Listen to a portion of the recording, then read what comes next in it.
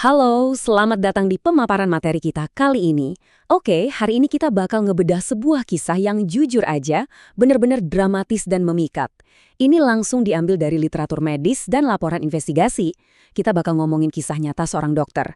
Tapi, bukan dokter biasa ya. Gagasan radikalnya bener-bener menantang hampir semua hal yang kita tahu soal nutrisi, biokimia, dan apa yang sebenarnya dibutuhin tubuh buat bertahan hidup.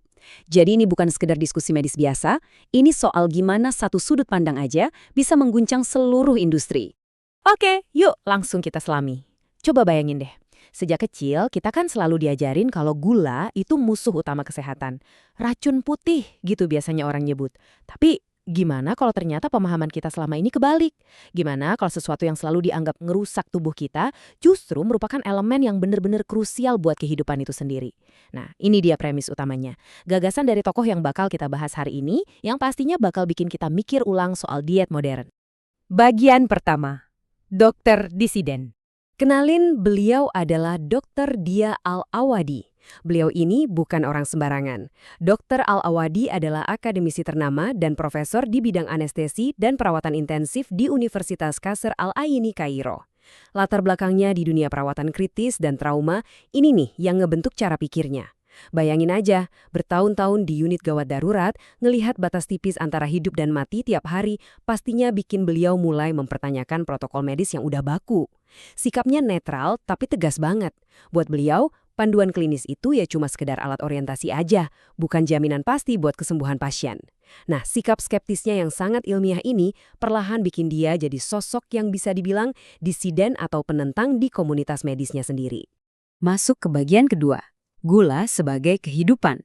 Nah, disinilah kita masuk ke inti teorinya yang paling bikin kaget. Gini, konsensus medis global kan nge-labelin gula itu sebagai racun putih. Tapi, Dr. Al-Awadi dengan tegas nolak label itu. Alasannya simple. Menurut beliau, gula nggak bikin keracunan mematikan secara instan kayak katakanlah arsenik. Malahan, beliau yakin banget kalau sukrosa atau gula alami yang dari tebu atau bit itu loh, justru adalah bahan baku struktural yang paling fundamental buat sel kita. Dan ini nih yang penting, gula adalah sumber energi paling dasar yang dibutuhin banget sama otak manusia. Buat lebih paham soal argumen beliau, coba perhatiin angka 12 ini.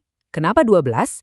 Dr. Al-Awadi ngejelasin kalau glukosa itu adalah materi primer yang mutlak banget dipakai tubuh buat memproduksi 12 asam amino esensial.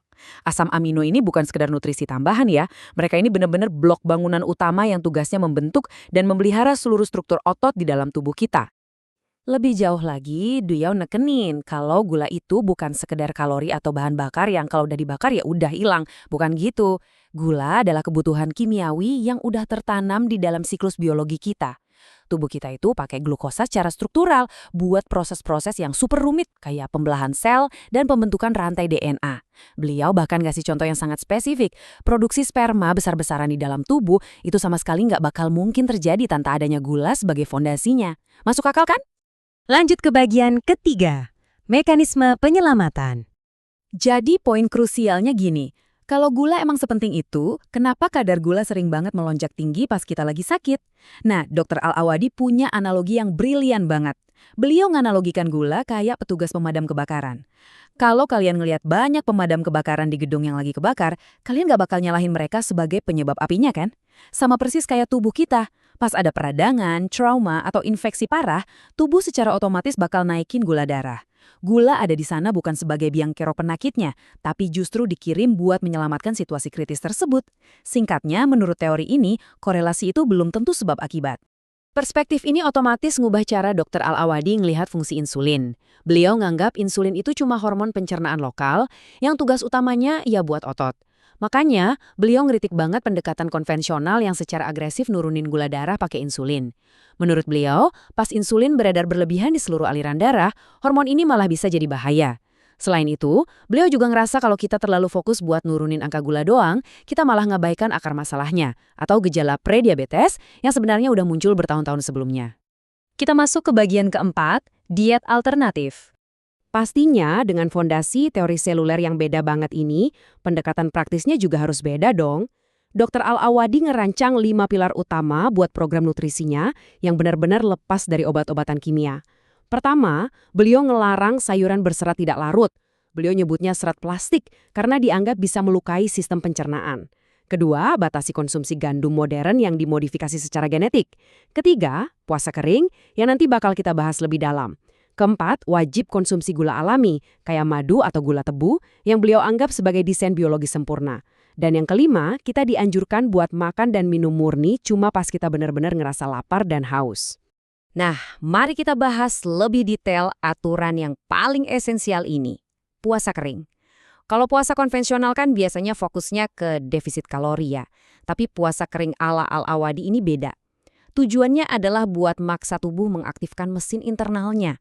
Jadi dengan nahan makan dan minum air selama 10-16 jam, tubuh kita bakal dipicu buat ngelepasin hormon stres darurat, kayak kortisol dan adrenalin. Dan ternyata, pelepasan hormon darurat itu memicu hal yang luar biasa. Dr. Al-Awadi ngeklaim kalau selama puasa kering, organ hati manusia itu dipaksa kerja keras buat memproduksi gula internalnya sendiri. Gak main-main, jumlahnya bisa sampai 0,5 kilogram sehari. Gula ini didaur ulang dari asam dan alkohol di dalam tubuh kita. Tujuannya buat mastiin sistem saraf dan kekebalan tubuh kita tetap punya energi yang optimal, tanpa perlu ngandelin asupan dari luar. Keren banget kan? Sekarang, bagian kelima, kontroversi dan kematian misterius. Ngelihat betapa radikalnya pandangan beliau, kalian pasti bisa nebak dong di mana reaksi orang-orang. Yap, terjadi penolakan yang supermasif. Ada konflik dua arah yang benar-benar intens di sini. Dari sisi medis terjadi perdebatan panas banget. Contohnya ada Dr. Omar Al-Saadani yang ngeritik tajam karena Al-Awadi dianggap mengabaikan komplikasi vaskuler yang padahal udah diakui sama sains internasional. Tapi di sisi lain ada juga konflik industri. Karena beliau melarang keras gandum modern dan ayam ternak industri, popularitas dietnya ini diduga kuat bikin kerugian finansial yang nilainya sampai jutaan dolar bagi korporasi makanan raksasa di dunia Arab. Dan rangkaian peristiwa ini bawa kita ke hari-hari terakhir beliau. Seiring makin melambungnya nama Al-Awadi di dunia Arab, bentrokannya sama para petinggi industri makanan juga makin memanas. Terus, kejadian tak terduga pun terjadi. Beliau diundang ke Dubai oleh seorang rekan. Tapi ironisnya, rekan ini adalah eksekutif di salah satu perusahaan unggas terbesar di Mesir. Dan di Dubai itulah, secara tiba-tiba dan mengejutkan, Dr. Al-Awadi ditemukan meninggal dunia di dalam kamar hotelnya. Kita laporkan akhir kisah ini dengan berpegang murni pada fakta-fakta dari perwakilan hukumnya ya. Kutipan dari pengacara pribadinya jelas banget. Kematian itu terjadi di bawah kondisi yang belum terselesaikan, dianggap misterius dan penuh ketidakpastian. Gak adanya penyebab medis yang jelas saat itu, ditambah lagi dengan rekam jejak perseteruannya melawan industri-industri besar, akhirnya memicu gelombang teori di kalangan pengikutnya. Banyak yang curiga kalau ini bukan sekedar kebetulan. Jadi, kalau kita ngelihat warisannya hari ini, kita dihadapin sama satu pertanyaan besar.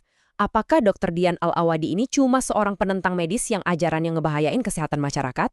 Atau jangan-jangan beliau justru seorang visioner cemerlang yang akhirnya dibungkam cuma karena berani nantang status quo yang nguntungin korporasi besar? Apapun kesimpulan kalian, kisah ini ngebuktiin satu hal. Dunia sains dan nutrisi itu benar-benar dinamis dan kompleks banget. Makasih ya udah ngikutin pemaparan kita hari ini, dan pastikan kalian selalu kritis sama apa yang kalian pelajari. Sampai jumpa!